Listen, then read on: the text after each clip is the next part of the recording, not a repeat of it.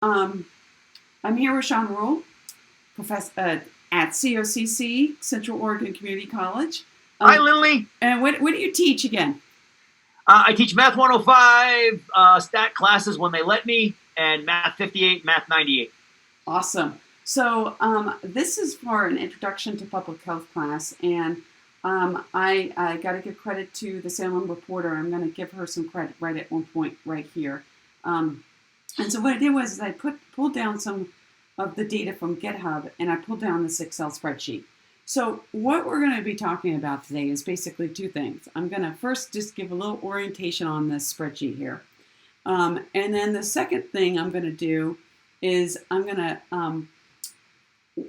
just go over a little bit about which each column, these columns mean, just a little, I'm going to tap on some formulas and then I'm going to pass it over to Sean to talk about rates. So these are a list of Oregon counties. You'll recognize some of them. And then you'll see the positive. These are positive COVID-19 test, negative. This is the sum of the two columns here. I love Excel. And so you'll see that I've set up a formula here to sum both of these. And so you'll see these are the total tests per county. This is a population of the county. And then what we did is we created a rate. Simply the number of total tests divided by the population gives us a rate.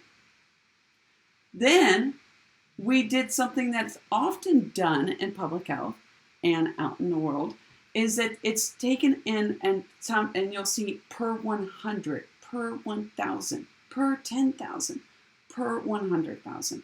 And this is a way, in my mind, Sean, you can tell me a little bit about this, but how I like to look at it is that it helps me understand the rate better. So why are rates expressed per whatever, 100,000, 1,000, 10,000? You've divided the number by a population, and this creates a decimal number.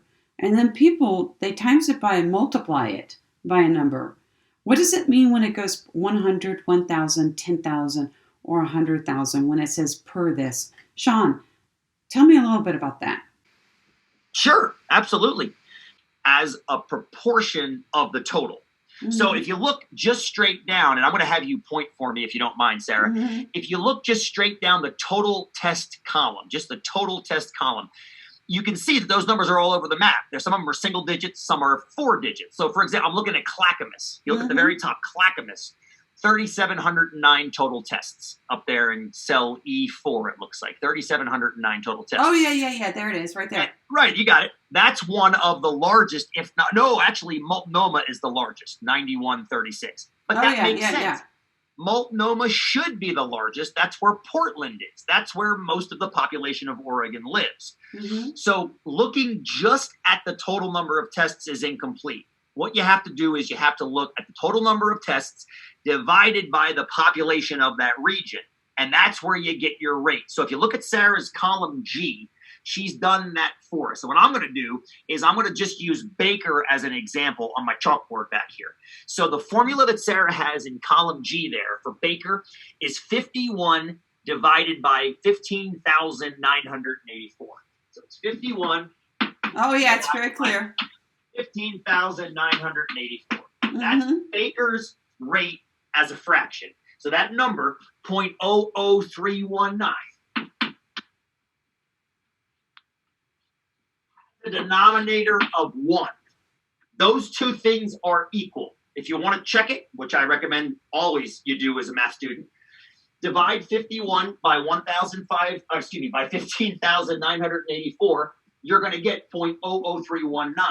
What a lot of folks forget, though, is any number is over 1. So this is 51 tests per 15,984 people. That's the same as 0.00319 tests per one person.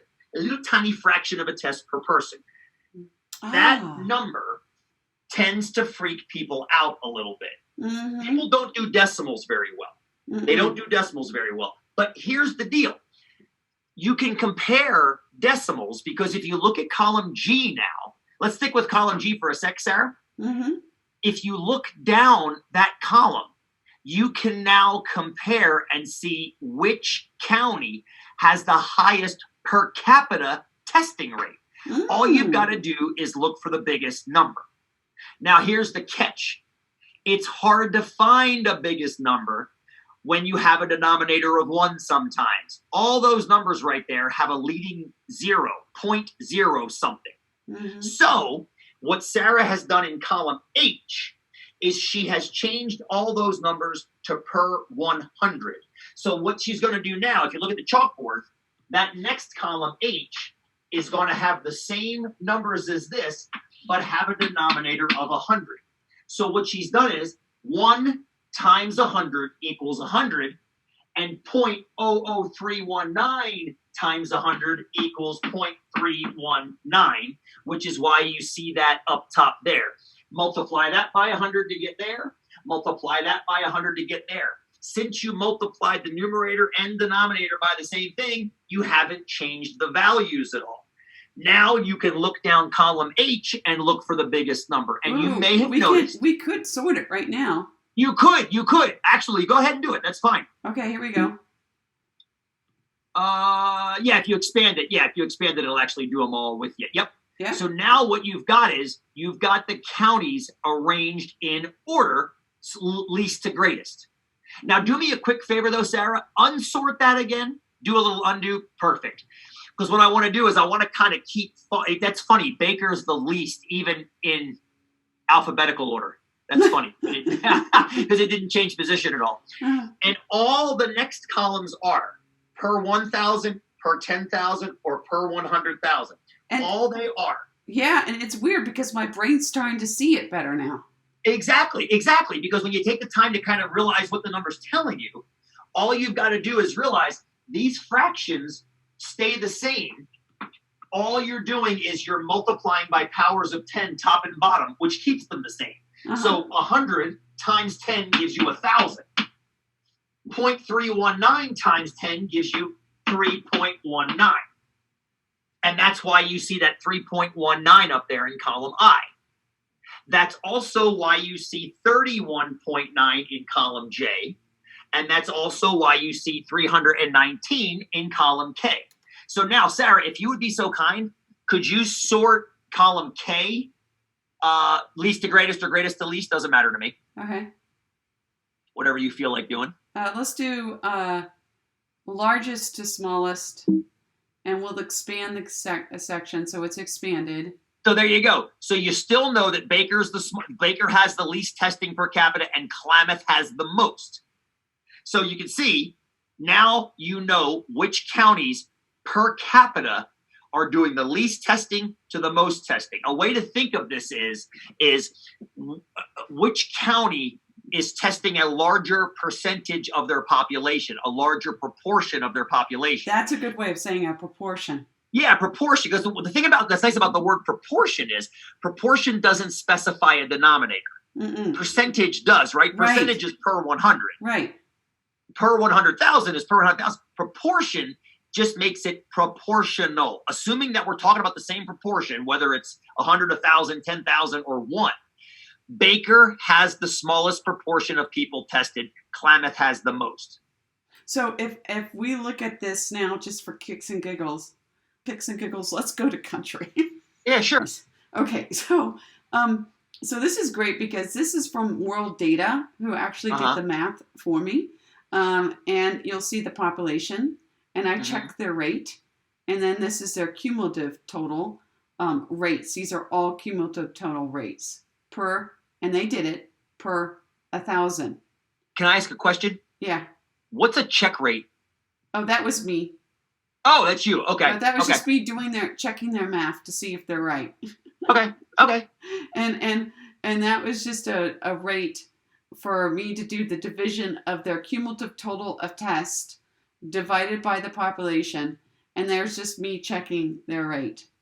Okay. And then you'll see this is per 1,000. So if we sort these from, let me do this right now. Where's my data? Where's my sort? Oh, there it is. Sorry. Sort from smallest to largest. Right. And we will see This kind of, if you think about it, this kind of proves my point about Twitter earlier. It doesn't matter how many tests are done. What matters is what proportion of the population has been tested. Look where the U.S. is. It's right in the middle. Right there. It's right in the middle. It's like at 11. Right, it's at 11. Now, it does say inconsistent units, and I'm not exactly sure what that means, and I don't think it even matters. But what matters, personally, is that the U.S., although a certain politician was bragging about having the most tests available, and if you look over, you can actually see them. Look in column B. Column B, 3.7 million tests. That's the most tests of anybody in that column. Yes? Well, let me tell you what the difference is. So that since you asked, 17 and 18, this is CDC's numbers. Yeah. And this is a COVID-19 tracker.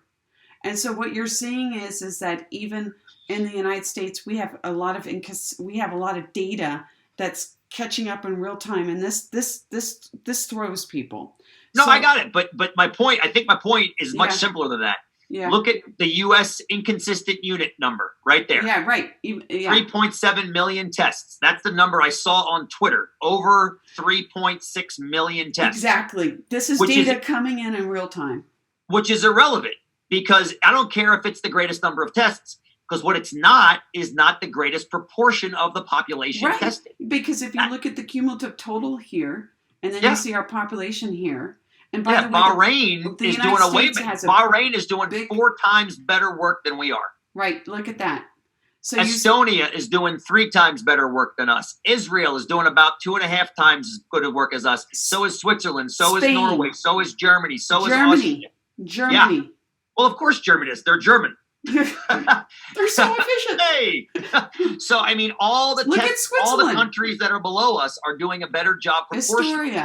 It's not about the number; it's about the proportion, and that's where the per comes in. Okay, great. I think this has been helpful, because I think the whole purpose of this YouTube video, with this little video here, was to really get people to understand why we get public health people get into rates. Because if you ask me, there are more cases of this disease in this area than this other. I would say to you, you can't compare, because you don't know the population and you don't have a rate. So you can never tell me, based on numbers alone, you can't compare subgroups or groups or populations until you make a rate, and then we have to look at the proportion to compare. That's exactly correct. Thank you so much. This was so helpful. That was super fun. Thank you, Sarah.